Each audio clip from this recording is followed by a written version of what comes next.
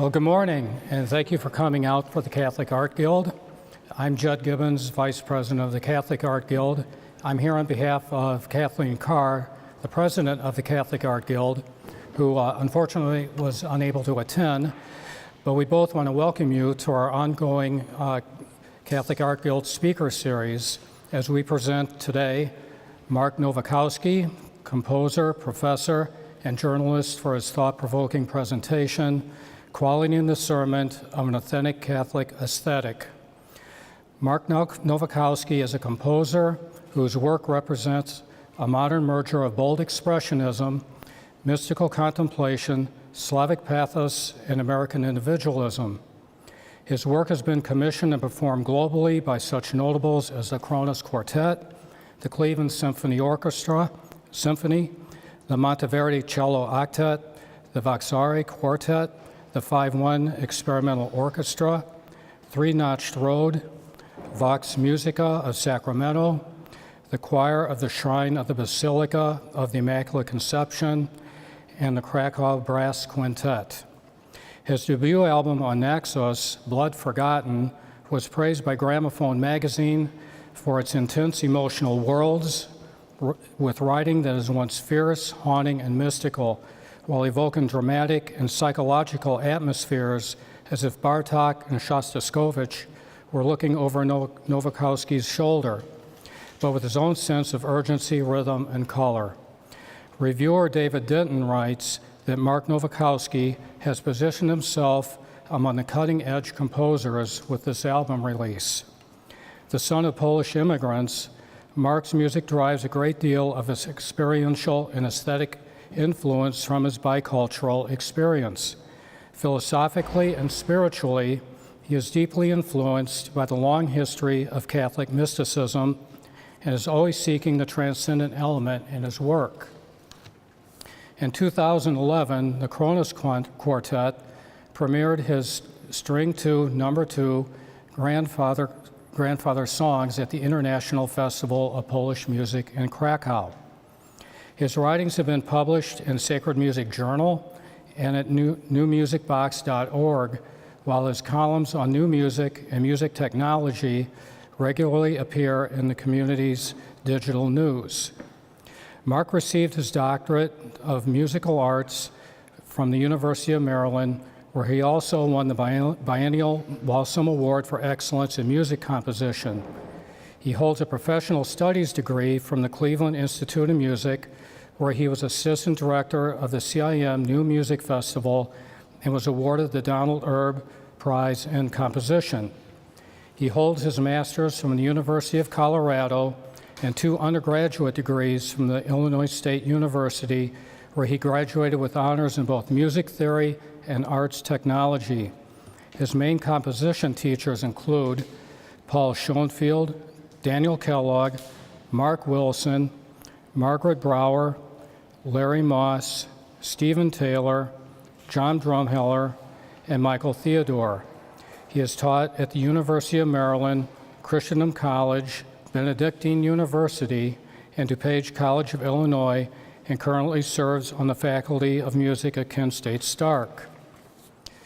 So today, Mark's presentation will explore quality and the discernment of an authentic Catholic aesthetic as a key component in the professional and spiritual pursuit.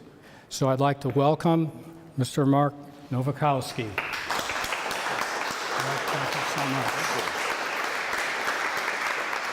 So welcome. Yeah, my talk is called Quality and the Discernment of an Authentic Catholic Aesthetic, with a surprise subtitle to be revealed. This is the part I didn't tell Kathleen about, but I think she's going to be okay with it. Great. I'm guessing a lot of you might not be familiar with what I do. I am a composer. I also teach music technology and composition at Kent State Stark. This is a little bit of my work. Now, the clicker is not being entirely friendly with some of the media things. So the bottom big black screen is that choral piece that's online. So if you go back to the invitation or the event page, you can go ahead and watch that. I'm going to skip over it. I have to say, again, thank you to the Catholic Arts Guild. Thank you to St. John Cantius. We have a little bit of a history here that I'll tell you about in a second. Frankly, I have to say, it is very cool to share a speaker series with Anthony Visco. Right? I thought it was just fun to have him as a Facebook friend and have his regularly sarcastic comments on my posts, and I can tell he'll sometimes write me in private like I didn't say that in public, right? And that's a lot of fun. But to be on a speaker series with him, with Dennis McNamara, is very exciting and frankly slightly intimidating. But perhaps I can bring a compositional perspective from one of the other arts to what we're doing today. So before we begin, I'm just going to play you a little bit of a piece that I'm working on right now. As a composer, I'm working with liturgical and non-liturgical music. And sadly, mostly non-liturgical music because there is such a small market for new liturgical music. We all know that the place upstairs is an exception rather than the rule. So this is a piece which was written, a very small fragment of it. So far, only the performers and my wife have heard it. So I'm going to play you just a couple minutes.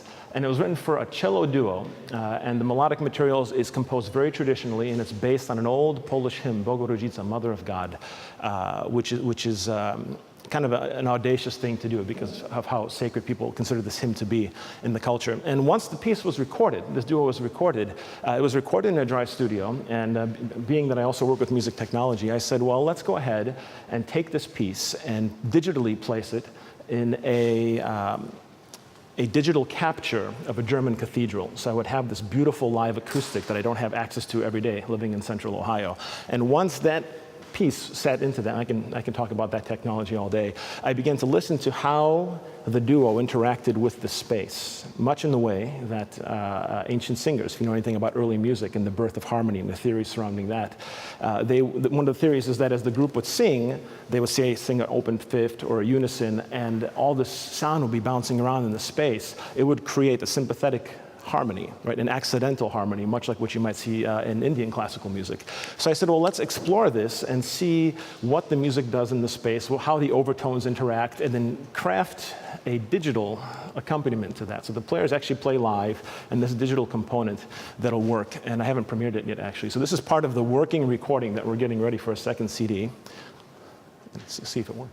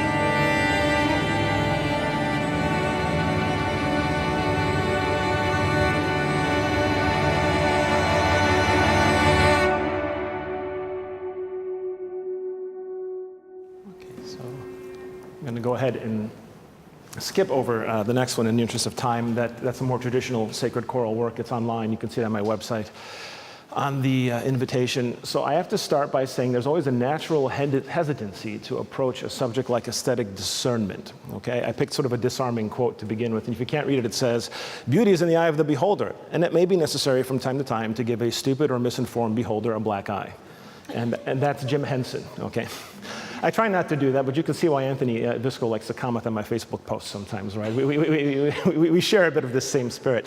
This is not my position, but I thought it was funny. But there is a necessity to dispute the modern aesthetic, and it is a necessity to start with the dispute, perhaps within ourselves. A former colleague of mine at Christendom College, a philosophy professor, he said, "It's interesting." He goes, "My students are bright. They come from wonderful backgrounds. They're polite. They know how to discuss like adults. No topic is out of bounds. Everything can be analyzed. Everything can be broken apart and put back together again. There's one subject which causes them to clam up and go into a shell. And that's when I ask them to question their own personal musical taste." Right? The old statement, "De gustibus non disputandum est," is taken as a fact. I always thought it was a statement of frustration for those who perhaps knew better, right?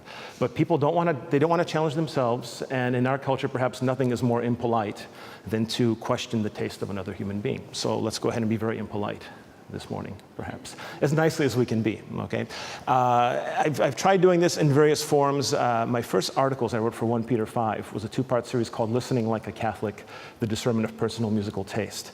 And I tried to be gentle, and I tried to be argumentative in a concise fashion. I tried to make allowances for subjective divergences.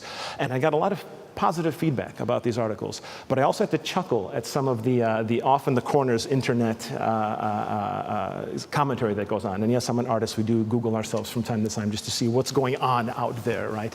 And I found a thread on Catholic Answers where someone posted the articles, and people were kind of having a field day poking at them. And someone said, "Well, I'm not going to, you don't have to read this article. I'm going to sum it up for you." His argument is, chant music good, all other music not as good. I'm saying, you really didn't read what I wrote. It's not even remotely close to my position. But what happens is when people are challenged, and our personal aesthetic tastes are so precious to us, whether or not we're artists, right? They're so personal to who we are as human beings. When people are challenged, or you ask them to challenge themselves, this reductive thinking tends to occur, where we get back and clam up into a shell. So I think that the position, again, de gustibus non disputandum est, perhaps arose as a position of frustration. And maybe it worked to a certain degree in a previous culture. But what I would ask, and I know here I'm in friendly territory, here I'm preaching to the choir, right? I'm getting my head nods. But I know there's people listening out there eventually online who are going to be a bit more combative to the notion of aesthetic detox, aesthetic discernment. And I know there's also going to be young artists out there who maybe were where I was about 20 years ago, wondering, how am I supposed to be a faithful Christian and also be an artist? How do these two things work together? So I consider where we are as a society. Okay, we've come out of about a century of ceaseless and often groundless experimentation in the arts, and all the while, that hole which was being created between high art and culture was being filled by popular art. Okay? We are currently surrounded, and we all know where this popular art comes from, by the way. This popular art generally comes from sources that are antithetical, or at least completely non-empathic to our particular viewpoint as Christians, right? These people are not on our side. And so we have to approach, mostly we know we have to approach these things carefully. That's why so many Catholics throw their TVs out, right, or won't pay for cable. But music's a little tougher, okay? Now we are in the midst of a omnipresent digital world, right? My cell phone's sitting on here. I'm hoping it doesn't buzz. I'm using the timer, right? But I'm sure I'll get like 6 advertisements on my phone during the course of this talk. There's the billboards as I drive by. You're being bombarded by messages and media and sound everywhere. I ask my students, I go, how many, I teach a 10 a.m. class. I go, how many times did you hear music before you came to class today? And we start counting. Well, I heard it in the elevator, I heard it in my car, I heard it in the hallway going by, I heard the guy with his headphones that were so loud they were bleeding and you can hear them 30 feet away. He'll be deaf by the time he's 30, right? And you hear all these things, and we're saturated in it. I mean, there's digital bits and bytes floating around this all the time. This is completely new in human history. People say, well, you're just being a cranky old man saying, get off my lawn. I'm like, but it's never been this way before, right? So this old idea that there's no disputing taste, it doesn't fly. It doesn't fly anymore. We have to go there. We have to think about how we're going to go there. So let's go there. So you might be familiar with a book called The Artist Way by Julia Cameron. I wonder, has anyone read this book in this room? I'm very curious. Yeah, right. And I have a mixed relationship with this book, which you're probably not surprised to hear if you've read it. It's very popular among artists. And Julia Cameron is a self-professed artist coach living, well, at the time she wrote this book, she was living in New York City. I don't know where she is now. And she deals with artists who are in various stages of their careers, people who are stuck most of the time, how she helps artists get unstuck. And I'm wondering to myself as I'm reading this book, why are you always stuck? I haven't been stuck in 10 years. Like, what makes these artists louder? Yes, sure. Why are you always stuck, I'm saying? All of our clients are stuck artists, frustrated artists. I haven't been stuck in about 10 years. I'm thinking, why haven't I been stuck in about 10 years? I'm not bragging, it's just been the case, right?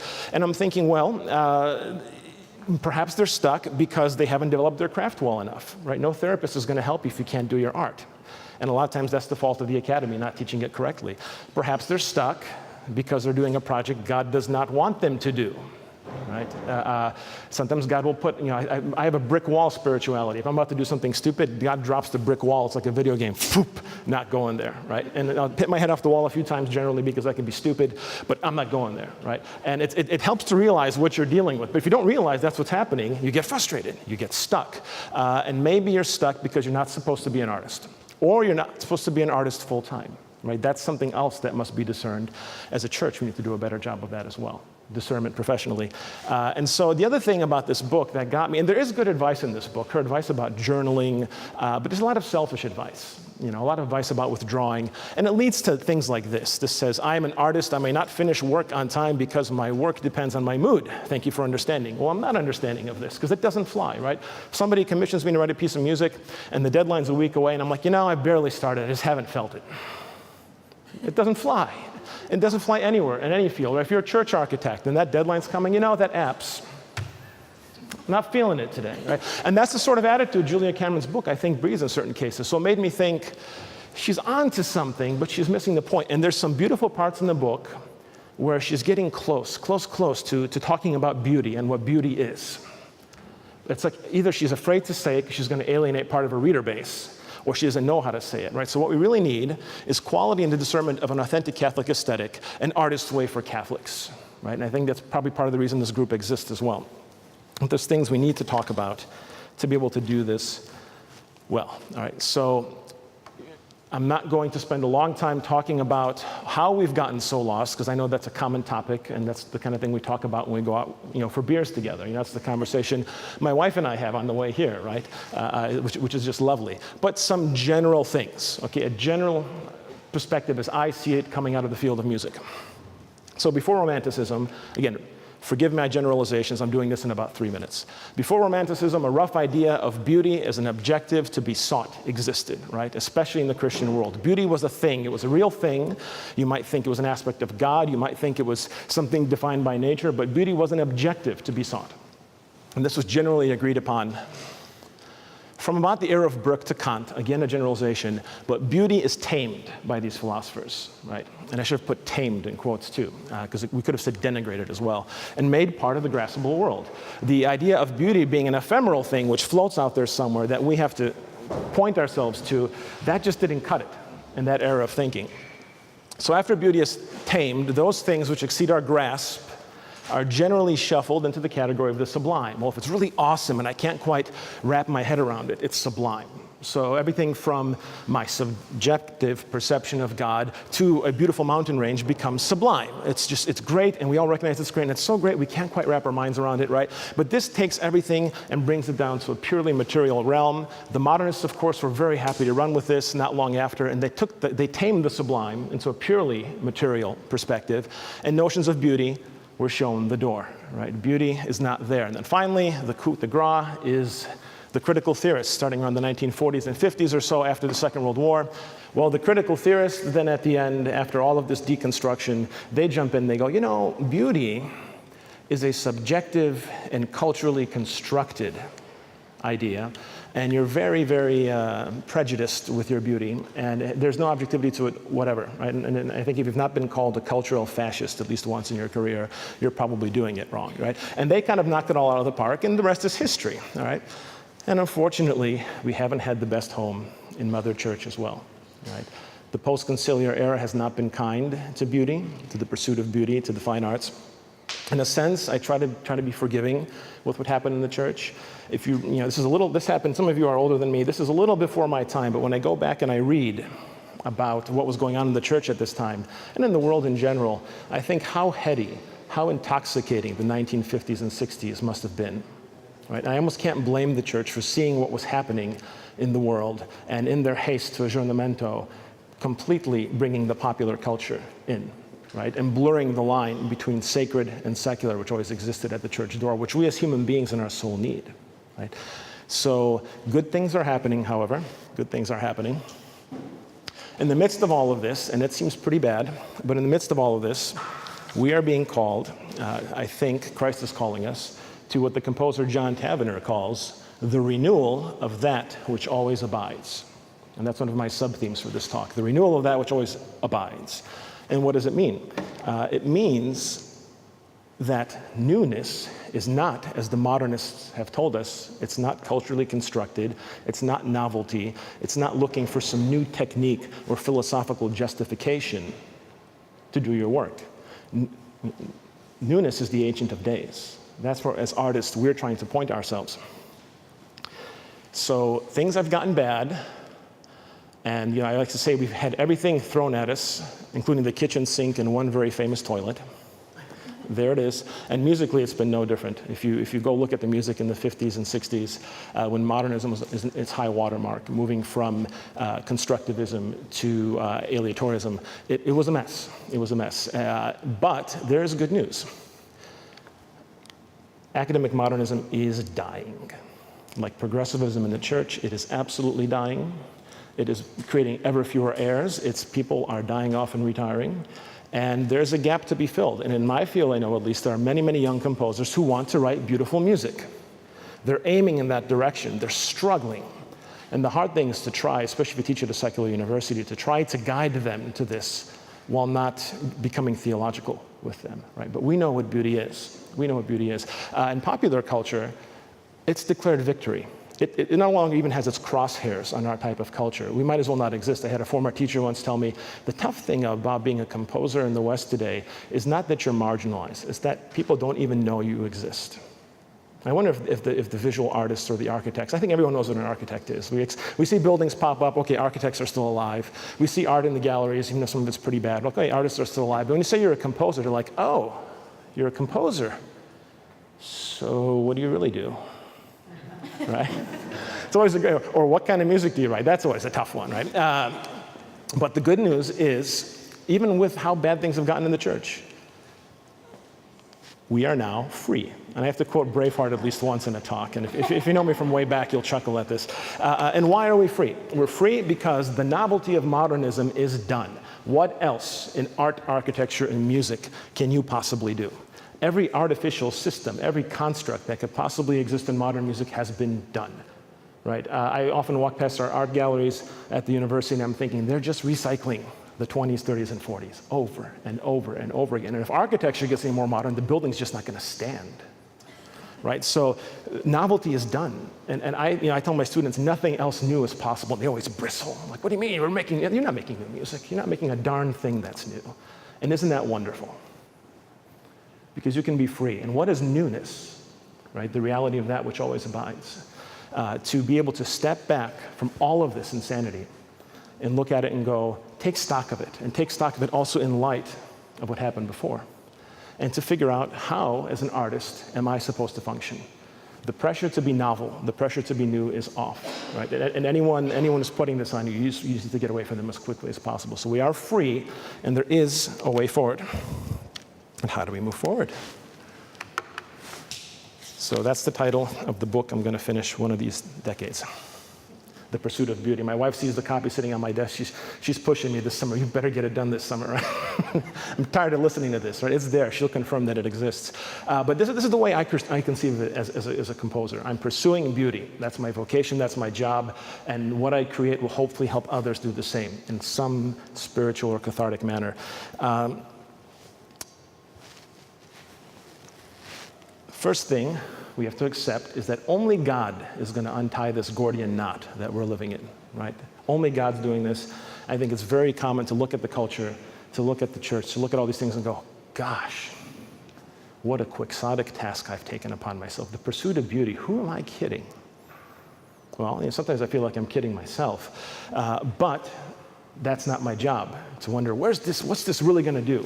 Right? My job is to make it. My job is to create it, to help others find their voice as a teacher, and to put it out there. What use, if any, it gets put to is God's decision. He's working on this, and I think you can see this in the veritable renaissance of sacred art that is happening in North America.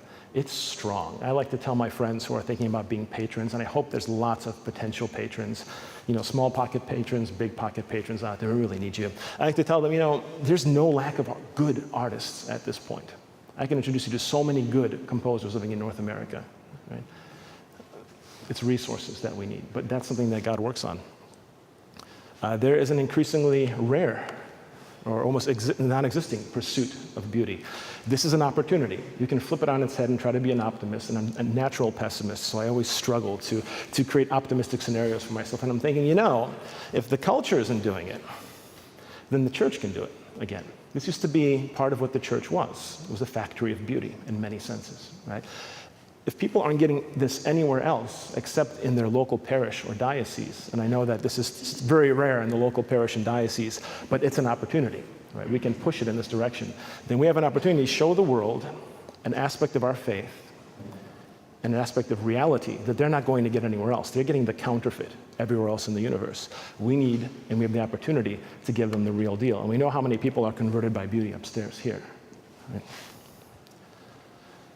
We have to discern the respectful stewardship of artistic resources, right? We ask people for money and for resources and time to create art in a world full of suffering, in a world full of hunger. What we make better be worth the time.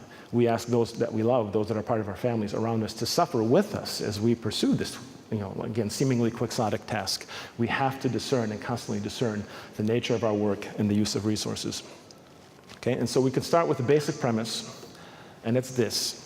In our faith, all other religious and aesthetic truths are subsumed, ordered, tested, and ultimately clarified.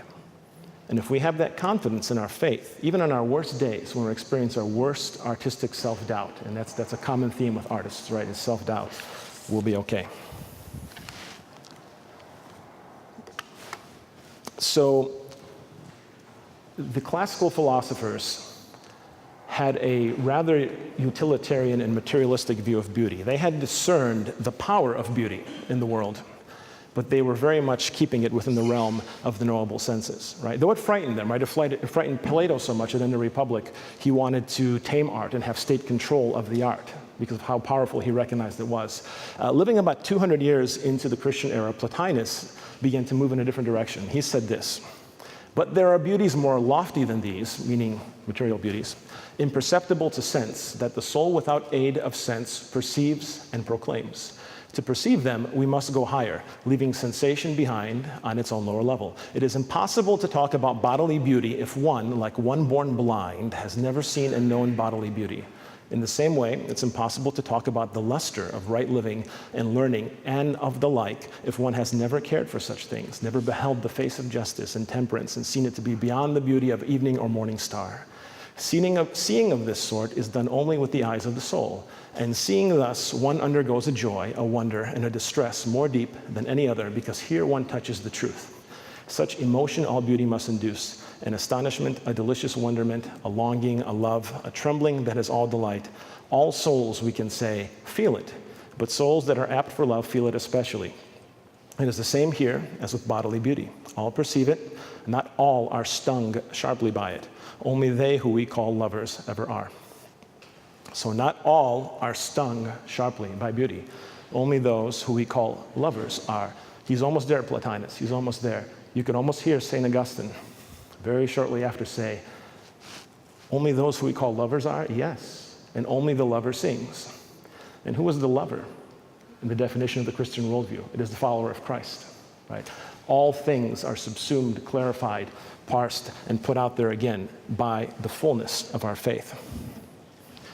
So do not be frightened, if you're listening to this somewhere, frightened of the howling outside of your door, frightened by the ugliness of society, frightened by lack of understanding for you as an artist. I have a former teacher who was a Presbyterian, and he said, you know, my fellow artists mistrust me because I am a Christian, and my fellow Christians mistrust me because I am an artist. What am I supposed to do? It's very discouraging sometimes, but you can't be put off by this, right? This is, while our new omnipresent digital reality, this is a new thing to contend with, beauty has been attacked in every age. Listen to what Boethius writes in The Consolation of Philosophy. He says, now I know another cause of your sickness, and the most important. You have forgotten what you are. Therefore you are upset, because you are an exile and stripped of all your possessions.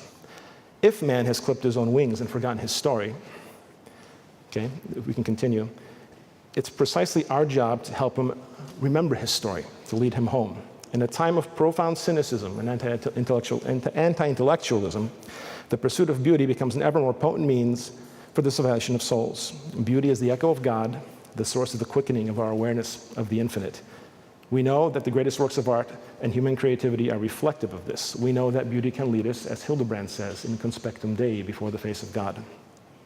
So there will be railing against beauty in the best of times.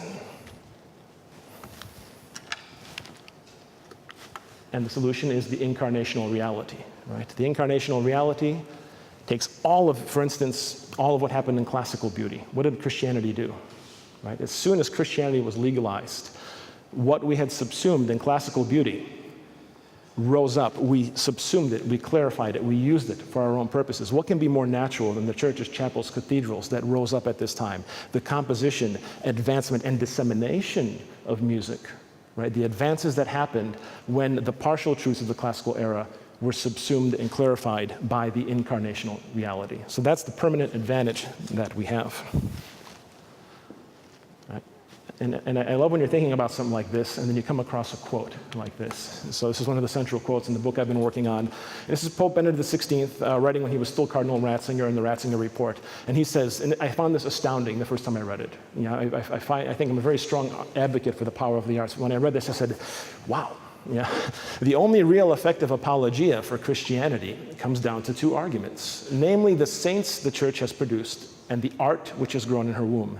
Better witness is born to the Lord by the splendor of holiness and art which have arisen in the community of believers than by clever excuses which apologetics has come up with to justify the dark sides which sadly are so frequent in the church's human history. If the church is to continue to transform and humanize the world, how can she dispense with beauty in her liturgies, that beauty which is so closely linked with love and with the radiance of the resurrection? No, Christians must not be too easily satisfied. They must make their church into a place where beauty, and hence truth, is at home. Without this, the world will become the first circle of hell.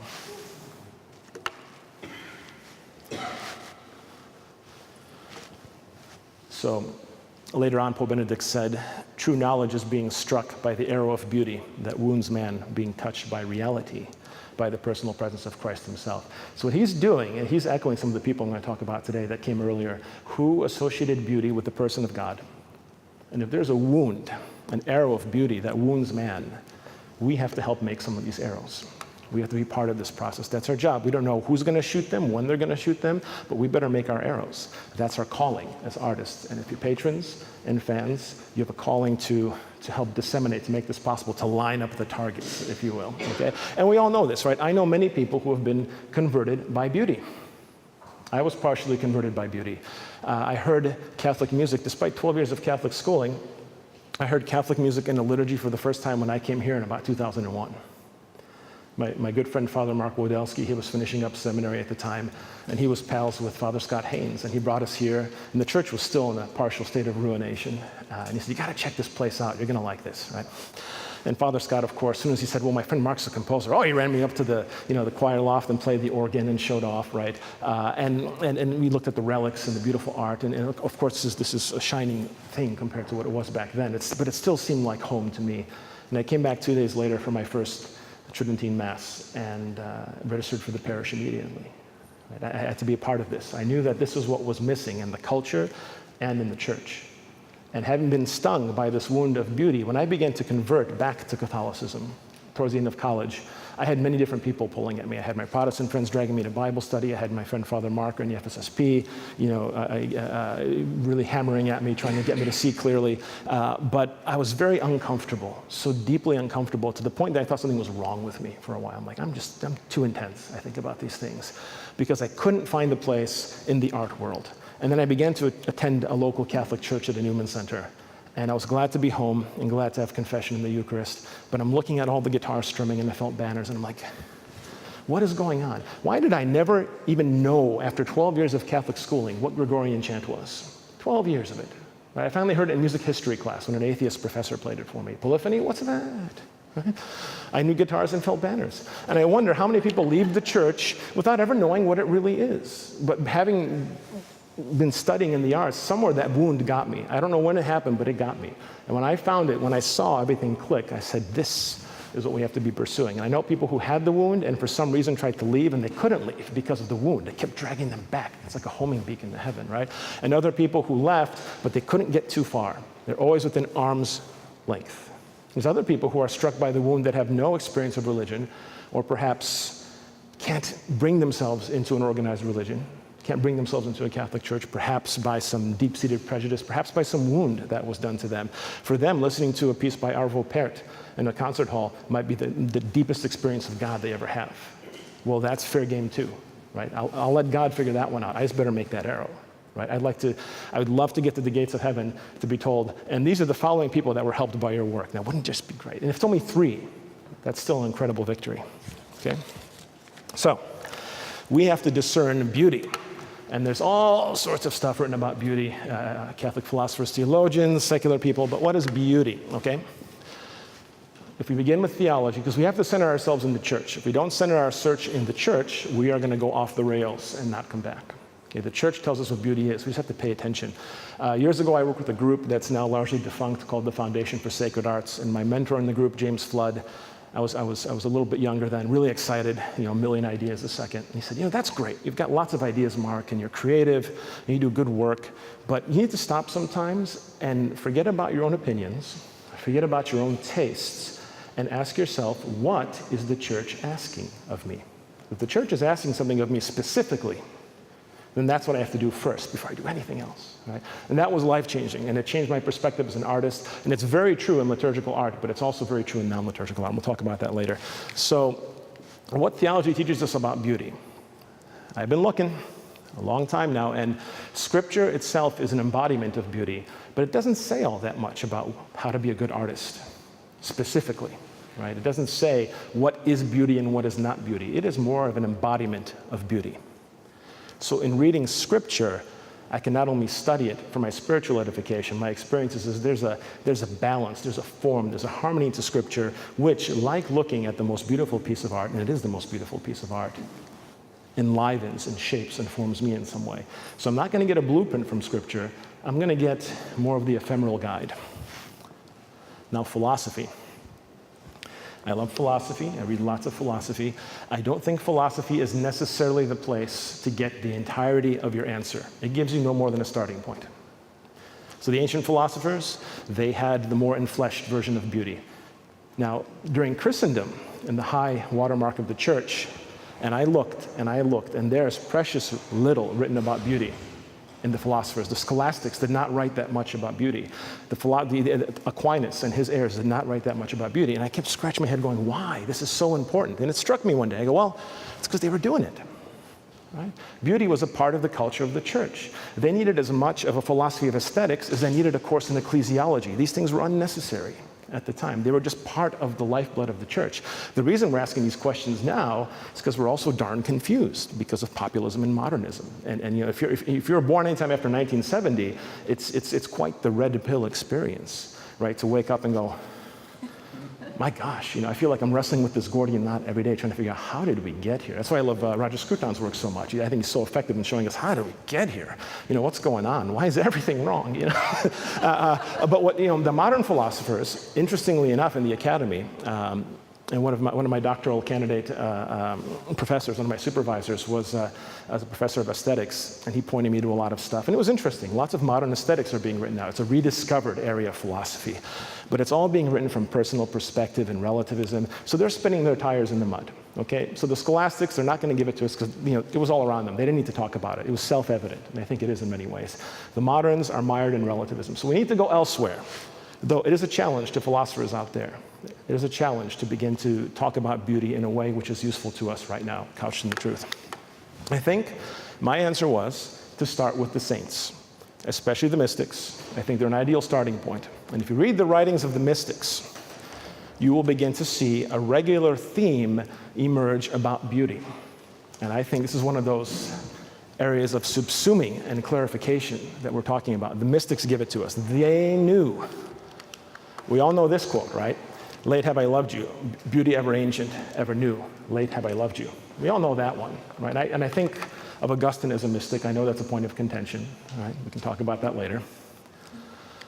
How about St. John of the Cross, right? I think a very sober writer, a very direct writer, but his mystical poetry, it really is an ecstatic bunch of work, isn't it? Right? It's ecstatic to the point where I think it would embarrass some of the romantic poets. It's so strong. And here he writes, reveal your presence and let the vision and your beauty kill me. Behold, the malady of love is incurable, except in your presence and before your face. He's ascribing beauty to the personhood of God. If beauty is part of the person heart of God, then beauty is an aspect of God. Beauty is objective. The mystics tell us over and over and over again that beauty relates to God. Beauty is a part of God. Beauty is objective. Beauty is a thing to be pursued. We don't have to be subjectively intimidated anymore. We know this, and if we come to it in prayer, it becomes clarified. A little bit later, St. Faustina Kowalska writes, O beauty uncreated, who comes to know you once can love nothing else. And she goes on. This is from her spiritual diaries. I like this one so much I wrote a choral piece setting these words. Right? So read the mystics, and I'm in the middle of it. I'm always reading the mystics, trying to find out, and I keep coming across this theme. Beauty is God. God is truth, God is goodness. God is clarity, God is beauty. And we can talk about the various aspects of beauty, right, clarity, and all of these things, but ultimately, beauty is a person to be pursued. We are pursuing God when we pursue beauty. So I think it's safe at this point. The way I think of it now is there are two kinds of beauty. There's lowercase b beauty, and that's when you're giving a personal opinion, an observation in progress, something that you are giving a subjective opinion of, right? So when St. Thomas Aquinas says that beauty is that which the person thinks is pleasing, a lot of people stop there. They go, oh, that's cool. I can do whatever I want, right? And I think that's just the starting point. He's just saying, no, that's what people think beauty is, right? That's lowercase beauty. That's an expression of individual perspective, which we may not entirely be sure of. If we're honest, we're not sure of it. But there is a capital B beauty, and that starts at the person of God, right? And it radiates down. And if we say something is capital B beautiful, we are making a strong and audacious statement indeed. And that's what we should be shooting for in our discernment as artists, as patrons, with the way we interact with arts and media and even entertainment on a daily life. Am I getting lowercase b beauty? Because a lot of people think a lot of weird things are beautiful out there, right? A lot of weird things. I won't say what some people think is beautiful, but just look up 20th century shock art if you've got the stomach for it. Douse yourself with holy water first. And you'll see what some people think is beautiful out there. I mean, in another setting, I might describe some of the things I've had to study before. Right? But capital B beauty is an entirely different thing. So I think the mystics, by doing this, are inviting us to be mystics as artists, to pursue in this direction. So there are a couple of great cliches which have arisen in Western society, and here they are. You all know these. The first one is beauty is truth, right? And truth is beauty. That is all you need to know on earth and all you need to know. So that's John Keats' Ode to a Grecian Urn. The other one is beauty is in the eye of the beholder. So at least once, even though I teach at a secular university, at least once in my cycle with my students, I'll ask them, which one of these two cliches, if you will, and I call them cliches because they're so often repeated, which two of these do you think is true or closer to the truth? And I think in 6 semesters now, only one person has raised their hand for this. And they kind of stumbled all over themselves trying to say why. It was their intuition as an artist. I knew that was the kid I had to pay attention to a lot, right? Help him out. So I think in this room, most of us would probably drift towards the first one, beauty is truth, truth, beauty. I say they're both true, simultaneously and clearly.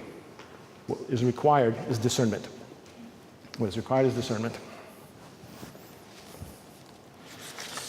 So let's start with beauty is truth. This is what the mystics tell us. The mystics tell us God is truth, God is goodness, God is beauty.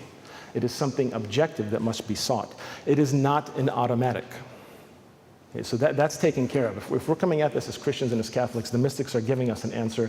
And I think you could take this answer to then your scholastic philosophers, to your study of Scripture, and see it confirmed. And you see it confirmed in your own work as well. How about the second one, though? Beauty is in the eye of the beholder. Seems like a deeply relativistic thing to say, and I think that's the way most people take it. But if you take it as an aspect of the journey of the Catholic artist, you might come up with something different. Think of Jesus Christ saying, that the rich man getting to heaven is like the camel going through the eye of the needle. And there are many interpretations of the scripture passage, but I think everyone agrees on one thing. For the rich man to get into heaven is not easy, right? Well, who's the rich man? It's every last one of us sitting in this room right now. The poorest in our society in North America would be considered quite wealthy by ancient standards and have resources that none of the rest of us have. I tell my wife when we're having a bad day, well, at least we have better medical care and healthier food than the last king of France. Right? We're all deeply wealthy people. And we're in a culture where we have instantaneous access to any kind of entertainment or culture or information that we could possibly want. So we're the camels that need to go through the eyes of the needle, including all of us who are artists, right? It's time to make the squeeze. So in order to go through the eye of the needle, you have to face that particular portal, metaphysically speaking. You have to go through it, and it's quite the squeeze. You're leaving most things behind you, right? And most people, they get stuck in this idea of the squeeze, and all these, Christians are repressed. But the thing is, at some point, if you keep pushing, you come out on the other side. You come out on the other side through the eye of the needle. And most people think in our culture that it means that. It means having horse blinders on, right? It means having a limited perspective. It means being repressed. You've heard all the different language before. It means being rigid. My experience has been a little bit different. You get to the eye of the needle. You even get towards the end of it where you can see what's on the other side. It's more like a view of a great horizon. Now let's keep it material for a second. What happens if you take the 6 best painters you know and you set them up on that rock right there, hopefully they don't fall, and you ask them to paint the horizon? They are all going to paint something completely different. Even if they're shooting for complete realism, they're going to be different paintings. Now, if you take those same 6 artists and you put them in front of that horizon and you frame the shot, you say you're going to paint this particular view, they're still going to paint 6 very different things, even if it's 6 clearly, realistically painted mountain scenes. Right? And that is just the perception of what is temporal and finite. We can't even handle that. What happens if you're gazing at the eternal glory of God? What did Dennis McNamara say? You might recall if you were at the fall conference last year. And this one just knocked me back. I really liked him after this. He said, the job of the artist is to reach up into the mind of God and take the image one sees there and bring it back to earth. Wow. That's an amazing thing to say. That's quite the calling that the artist is given. Right? I think a lot of artists, frankly, get really weird and depressed and anxious and fall into all manner of personal foibles because they are always so frustrated by why they can't quite do what is before their mind's eye sometimes. Because we know that God will drop this vision at people. He'll let them see these things sometimes. Right? He'll let them see at least a distant echo of what's possible. He's calling them. They don't know what that is. As Christians, we know what the answer is. The book of Corinthians says, but now I see us through a dark glass, but then I will see clearly. Right? We're getting at most a partial view. Where's my quote here? This is a good one. So John Paul II wrote about this. He said, all artists experience the unbridgeable gap which lies between the work of their hands, however successful it may be, and the dazzling perfection of the beauty glimpsed in the ardor of the creative moment. Their creating is no more than a glimmer of the splendor which flared for a moment before the eyes of their spirit. right? So on our best day as artists, if we can really grab as much of it and bring it back down with us, it feels like we're playing with really nice shadows at best. And if you don't know why that's happening, I think it could really mess you up. That's why the church needs to provide better aesthetic, artistic formation to artists. If anything, just to save their souls, right? Because otherwise you're playing with fire. But we know what we're looking at. We're looking at the eternal horizon. And we know that no matter what we do, we'll be lucky to get 1% of it on the page. That would be a historical achievement, right? So think of it this way now. Let's go back to the saints. I'm still talking about subjective perspective of beauty, okay? The incredible diversity of the saints in the church's history. Can you name for me one boring saint? One dry personality? One person that just probably wouldn't be a lot of fun to talk to? Who are your boring saints? Even your most simple saints are explosive types of personalities, right? Whether they're explosively meek or explosively explosive. Now think of 3 more modern examples. Let's take Padre Pio, John Paul II, and Mother Teresa. Right? So 3 very strong personalities, and we've heard lots of the stories surrounding these 3 people. And I don't want to scandalize anybody, but I wonder if these were not saints, if these were not faithful people, and these were just 3 secular people with their natural personality tendencies sitting in the room, could they stand to even be in the room with each other? You all know people who are like this, right? They have very strong personalities. It's unmoored, it's unchecked, it's unfocused, it's unclarified by the incarnational reality, frankly. I wonder, would these people even like each other? I can't imagine Padre Pio would have been the nicest guy. But yet they knew each other. They loved each other, right? How is this possible? We see this incredible diversity of personality. The pursuit of sainthood does not, as society says, do this to us. It does not. It clarifies, it encourages, it forges individualism in the fire of Christ's love. And if we're careful and we play along as well as we can in this mortal coil, we can be, what Matthew Kelly always says, the best version of ourselves, right? So again, 3 people I don't think would like each other if they were just regular secular people that weren't concerned with the ultimate realities, but instead they were friends. Unity and diversity, diversity and unity. Diversity has no meaning outside of this picture of the church. It means nothing. It means whatever we want it to mean. It's worthless, right? But in the fire of Christ's love, diversity is good. Now think about the arts. How can it be that we can look at a period of about 100 years of art and say, well, that is all this? It's like we're assigning animals to different genuses and parts of, we're saying this is all classical art, this is, high classicism, low classicism, this is, Gothic architecture. But how many varieties are there within Gothic architecture? And how many different takes on it are there from artist to artist? And it's all recognizable as this thing. It becomes a particular stream at a particular time. Unity and diversity, diversity and unity. As long as the church had her hands on this, it turned out pretty darn good. Right? This is why we can look at Mozart, Haydn, and Beethoven and say, classical composers, middle to high classicism. Very different people, very different works of art, very different approaches. Right? Art does this. And so I think what you're seeing is with these great artists, they are all looking on some level. Maybe they're only partially through the eye of the needle, and they're kind of seeing the edge of the horizon, but they're grabbing what they've been given, and with their considerable gifts, these things get filtered down through us, and we're able to create these works. We see subjectively the horizon of ultimate beauty, which is God. I don't know what happens after we die. I'm guessing we get to see more of it. Right? I'm guessing that the horizon will be clarified for us. The scriptures say we see through the mirror darkly, but later we will see with clarity. We see with the eye of the beholder the truth of beauty, right? But obviously it's going to be an imperfect thing. So I think both of those are subjectively true, and that is the aspect of what must be discerned. So 3 steps to discerning beauty. Here we go. So number 1, pray. Approach purity and silence with God in order to discern what He may be showing you in terms of the pursuit of beauty. For me, this started in a particular way. I'm just telling you what's worked for me, and you can parse it in your own way if you're an artist or an aspiring artist or just trying to discern how to approach this culture of ours. For me, it started towards the end of the beginning of my reversion when I went on my first silent retreat. Okay, so I went on a 5-day Ignatian retreat up in the Rockies, guided by a very orthodox man. And so I was excited. I was going to be a mystic. I was going to do some hardcore mysticism. I was going to get into the secrets of the universe. And I spent the first 3 days instead trying to knock away all the garbage that was knocking inside of my head. As soon as I had to shut off the cell phone, shut off the computer, shut off the radio, which wasn't much of a problem because I've hated the radio for a long time, shut off the television, again, not much of a problem, but still, not call anybody, not send an email. I think we had 20 minutes to talk in the evening to share what we were experiencing with our spiritual director, and then back to silence, right? I was excited. But then, first thing I said after 2 days to him, my director, I said, I can't think.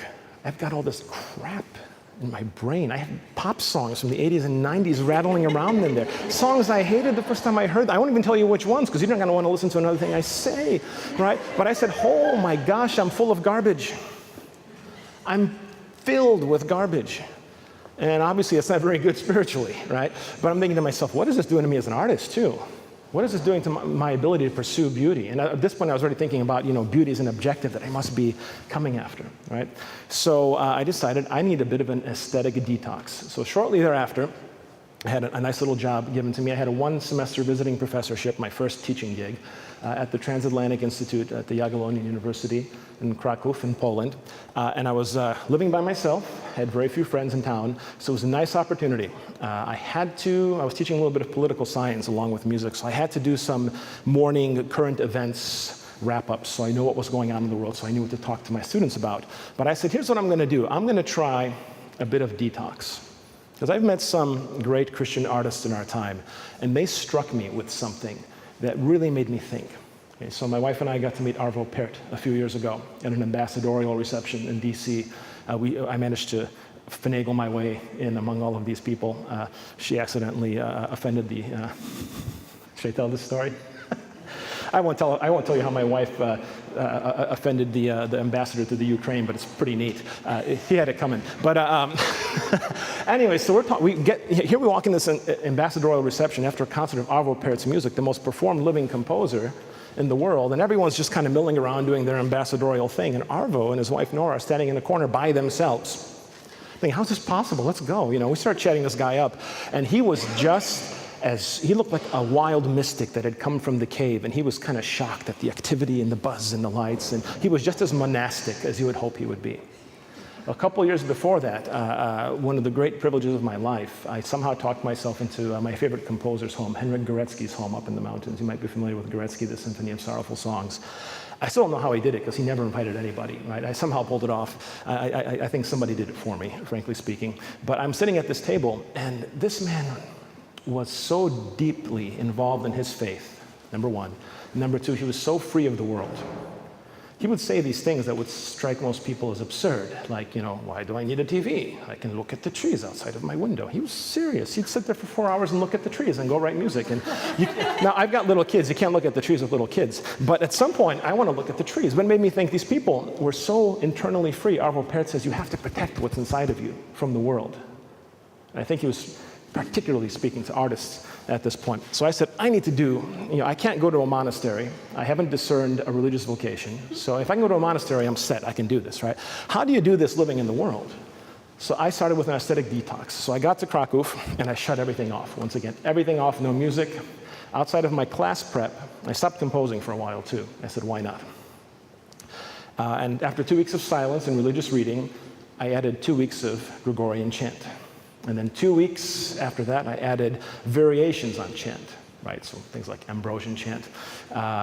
Went to the early Renaissance, medieval early Renaissance. 2 weeks later, High Renaissance. 2 weeks later, early Baroque. 2 weeks later, Baroque. You get the picture, classical Romanticism.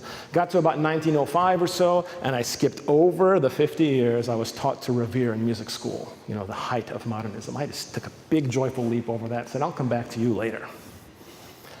And I jumped straight to Arvo Pärt, Henryk Górecki, John Tavener, some of the modern Christian composers which had rebelled against this movement. And again, I wasn't watching TV. I was trying to avoid shopping malls, loud places. At the end of 6 months, I came back to the States, and I was pretty hardcore about it. And I couldn't believe also how much I was being attacked while I was trying to pull this off. But I was as hardcore about it as I could. And I got back to the States, and I just stepped right back into American culture. And aside from being galled by how ugly so many things are here. And I hate to say it, but it is. You took having this beautiful medieval city full of beautiful ancient churches for granted after a while, and how much that calmed the soul. But aside from that, I went to a street fair with my family, and I had to leave. It was too much. It was too much. I went to a shopping mall. It was too much. I went to a bar with a friend of mine who was out of town. I was out of there. I could not contain my disgust, right? This is a bar I was familiar with. I used to go there all the time as a graduate student, right? I couldn't watch television. The movies were way too loud. And all of this was so shocking. I went out to spend time with some childhood friends, and then they put on a video game. It was like a zombie blasting game, right? The zombies come out and you go, and it's quite garish. And it's the sort of thing I wouldn't have blinked at 6 months ago. And suddenly I found it to be too much. And so I said, clearly I was very desensitized to a lot of things. Clearly I was overwhelmed with the omnipresent digital reality. And I began to think about stories you read. You read stories about they were premiering this piece by Schumann, and they couldn't get through the premiere because the musicians were so overwhelmed they dropped their instruments and wept in joy. Or you hear people say that, there are many priests, say about 150 years back or so, that couldn't finish Mass because they were fighting back tears the whole time. Been a priest for 25 years, still fighting back tears. And some of this, I think, is all part of that sort of pious romanticism that happens. But after that experience, I began to wonder, there's something to this. I've been deeply desensitized by my culture. So what I mean by number one, then, is I really suggest, no matter who you are, whether or not you're an artist, attempt this kind of aesthetic detox. And if you think 6 months is extreme, I thought it was pretty wimpy, frankly. One of my artistic heroes, Arvo Pärt, he speaks of doing this for 8 years. Right? He was at the high point of modernism and said, this doesn't work. And I don't know why it doesn't work, but it's a dead end and I have to figure it out. And he stopped writing and he began studying for 8 years. During this time, he converted to Eastern Orthodoxy, discovered Gregorian chant and the influence of the Western liturgy. And on the other end of it came out with this tintinnabuli style, which was his great gift, I think, to the 20th and early 21st centuries. Inspired so many of us, in turn. Paved the road, right? The roadblocks were up. There was a long wilderness between, say, 1905 in music and about 1969, 1970. And these composers somehow found the new path and waved at us and said, you can come this way, right? It took him 8 years to get there, though. 8 years of reprogramming himself in about his mid-40s or so. I have to speed this up, I know. Number two, this is kind of like Lectio Divina, right? What do you do in Lectio Divina? You read the scripture passage, you meditate on it, you repeat parts of it, right? And you see what God is trying to tell you through the scripture passage, and then what happens? You check your findings with what the church officially teaches. So if I'm reading the book of Revelation, and I become convinced that my resurrected, glorified body in heaven is going to be in the shape of a polka dot unicorn, I have discerned incorrectly, and the church has these wonderful, I won't read a Bible without footnotes anymore so I don't mess it up, right? It's right there. I check my findings against, I'm like, no, that's probably not what God is telling me here, right? So as you discern your taste, your artistic work, whatever it may be, you have, this is a great advantage we have in our time. We have this whole aesthetic magisterium, the better part of 2,000 years of incredible, beautiful, diverse works with which to test ourselves. This is not saying that you have to be Michelangelo. It's not saying that you have to write counterpoint as well as Palestrina. It's not going to happen. But if what you are doing is in contradiction to this magisterium or is fighting or grating against it too much, that might be a sign that you need to stop and take assessment of the direction that your work is going in. Again, we have to have room for the individual, but the individual has some very clear, I think, guideposts. Number three is continue to pray about this after your aesthetic detox. Pray not only for clarity, but pray for restrictions. Say, dear God, don't ever let me make bad art. Don't let me take a project that I can't complete. I told you I have brick wall spirituality. This is the way God has to do it, otherwise I'd keep doing stupid things, right? He just drops the wall, and I'll be on the phone with somebody saying, well, we're gonna talk about this piece of music we want you to compose for us. It's gonna have some of this, some of that, and I'm listening, and I can almost hear, no, I'm sorry, I can't do that. I already know it's going to be futile. It's going to be like learning how to ride my bike all over again. It's going to be awful. I'm not doing that to myself, right? And there's other times I'll be on the phone with somebody. Just a couple weeks ago, I got a call from Three Notch Road. For some reason, I keep getting calls from these Baroque ensembles now to write new music for Baroque instruments. I think that's really interesting. And we're talking about this project, and we're halfway through the conversation. I already know what it's going to sound like. I know exactly what I'm doing for these guys. The performers are great. We're ideologically in the same place. They believe in beauty, and you can just feel it taking shape, right? That's God, I think, telling me, go that way. Forget about this. I know that looks fancier. That to the world looks like a better project. That's going to look better on your tenure file. Go that way. Right? Ask God not to let you go there if you're not supposed to go there. I think that's important. And I'm going to go very quickly here because I know I'm almost out of time. Also try to discern what directions you must take in your own time. So we talked about discernment. We talked about stewardship of tradition, liturgical versus non-liturgical, very quickly. If you're creating liturgical art, you're very limited in many ways. Right? This is not the place to let your personality go wild. Right? We know that liturgical art serves a purpose. It has a function. That's where you go. In non-liturgical art, there's more room. But you have these discernment guidelines that can help you. Now, copying is a part of learning, but don't be derivative. You are not going to make a sculpture as good as Michelangelo. You are not going to write a better fugue than Bach. These eras have had their own times, their own voices, their own streams of the pursuit of beauty, and they've all had their masters. So copying is good as a student. Copying is good as a professional, sometimes just to set yourself straight, right? But ultimately, you're trying to create something for now. What does God want to happen now, right? Avoid the temptation of novelty for novelty's sake. This is the great sin of modernism, right? And remember, there's no such thing as art for art's sake. Anyone who says art for art's sake, go the other way. Art has no sake. What's art? It's nothing. Art is an action. How can an action have a sake? God has a sake. You and I have a sake. That's who the art is for. But do not discount what you can learn from the modern era. Don't run out the door. There's a lot we can learn from the modernists, a lot, all right? Again, the age of experimentation. They tried everything that could possibly be tried in all the arts. It's done. We're free. We don't have to be new. But they showed us a number of things. For instance, they showed us what hell sounds like, what it looks like, right? If I'm going to compose a piece that's a liturgical piece, or say a liturgical drama, and part of that piece touches something that's hellish or awful in human nature, I can really let the ugly fly. The problem with modernism was not that it was ugly. It was that it was unrelentingly ugly, and it was so relativistic that it refused to acknowledge that it was ugly. Oh, that's just your closeted, narrow cultural opinion. No, it's ugly, right? And if I take it and say, I have all this great ugly stuff I can use, right, to make the light shine all the brighter, right? If you've been to the Sistine Chapel, I'll give you an example. When I walked into the Sistine Chapel, I had really weird reactions. Yes, it was beautiful. Yes, it was sublime. But parts of it were they made me uncomfortable. You look at some of the facial expressions, a lot of that is just not beautiful in the sense of drawing us to the person of God. I hope I'm not scandalizing me. Go look closely next time. A lot of that is showing the naked face of suffering. And I'm quite sure that if Mozart was writing his Requiem today, he'd go beyond minor and diminished chords. He would use some of these things. I have a whole presentation set up about this, but we won't have time today. So what I'm going to do is I'm going to write it up as an article on 1 Peter 5, and if you care about it, you can read it later. So, and then finally, discern the work of modern Catholic artists in the light of the aesthetic magisterium. And you can do it. There we go. So I spoke today about Goretzky, Pärt, and Taverner. I don't agree with everything they did. I don't think they were flawless artists. Nobody is. But they discerned a stream of how a Catholic or an Orthodox artist can move forward in this culture. And there are composers that have come up since, Paweł Łukaszewski in Poland, James Macmillan in Scotland. He has to forgive me, I forgot to put a picture of Frank LaRocca in the United States up here as well. Composers which looked at the stream, the road that these three above and some of their contemporaries had found. We can talk about Gia Concelli and some of these people.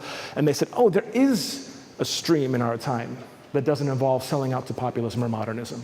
There is a way to do sacred art in our time which is entirely new, the renewal of that which always abides. We can pursue that without being derivative, without copying the masters we can never equal of the past, right? So in your individual field, who are these people? Some of them have spoken for this guild, right?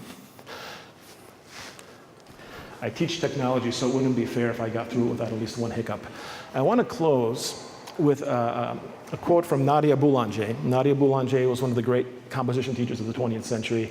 In many ways, she taught the anti-modernist stream. There was Schoenberg on one side, and if you didn't study with Schoenberg, you wanted to go study with Nadia Boulanger. She was half Russian, half French. When she was 19 years old, her younger sister, Lily, died. And they were both composers of rising international fame, non-modernist composers. And Nadia said, if God took Lily from me, and Lily being the greater voice, I will never write another note again.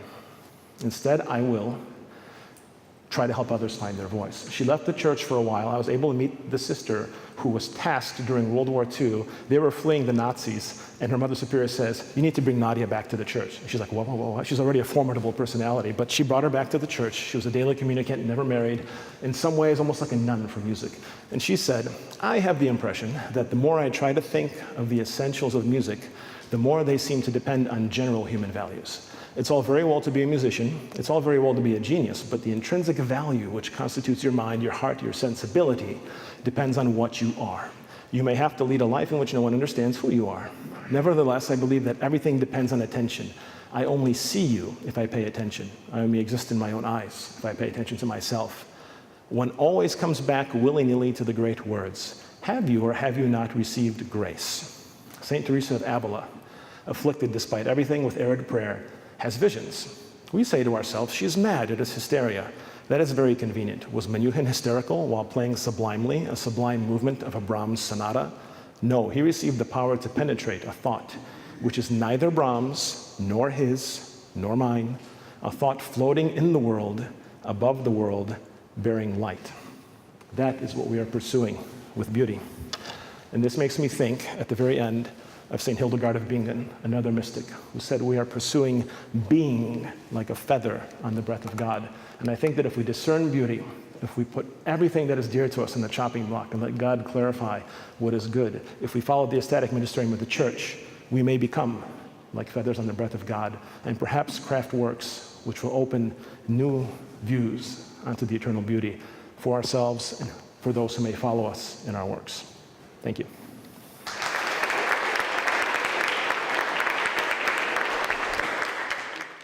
Does anybody have any questions? So one thing that I observed in this, from my perspective as an architect, was you put a lot of pressure on the modern period with Kant and all that. But from my perspective, I tend to think of modern art as starting much more earlier, in the Reformation, actually. So I don't know if you're trying to be more ecumenical, but the Reformation period, obviously, that was when natural grace came out of being, and there was a huge reaction against art in churches and the stripping of the altars and all that. So I would put a lot of pressure on that. I'm just kind of curious if you have any observation on that. One other thing I was going to say, you did speak favorably of a Presbyterian professor. Yes. But a Presbyterian seems to believe in universal depravity. Yes. So I just want to follow that up. So are you familiar with the book, and I just blanked on the author's name, he's in Notre Dame, The Unintended Reformation? It's a great book, and he basically talks about what you're talking about, is the consequences of the Reformation leading to necessarily the relativistic age. And it's a huge book, and I adopt his perspective as my own. So I think we're in the same place. I just have to generalize and move through. But absolutely, I think there's a distinctive link between the shunning off of apostolic authority and the rise of relativism. And that's actually one of those books I give to people who are saying, how do we get here, right? Well, this is one of the answers. It's a really good one. So the book is called The Unintended Reformation. And I apologize to the author, I'm blanking on his name.